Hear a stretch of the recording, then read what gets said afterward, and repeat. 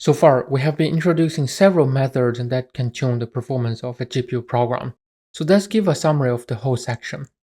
We start this section by analyzing some possible reasons of performance issues. What are the performance bottlenecks within the GPU? Some of the part belongs to the pre-core or core area. The pre-core is the wavefront dispatcher, and the core is the ALU and the wavefront slot occupancy within the compute unit. And starting from the next section, we're mainly going to focus on the memory side of the GPU. Now we talk about several methods to improve the GPU utilization.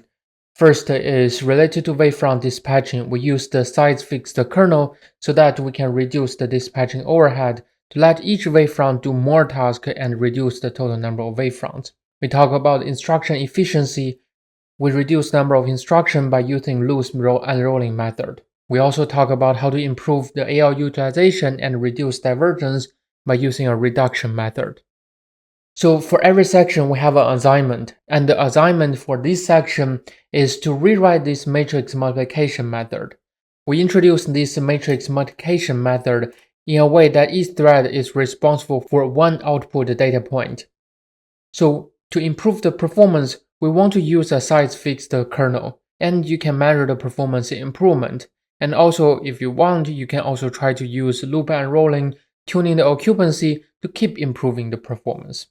And starting from the next video, we're going to go to Unit 8, the heap performance optimization 2, and we're going to focus on the memory side of the problem and discuss how to reduce the memory access latency and improve overall GPU program performance.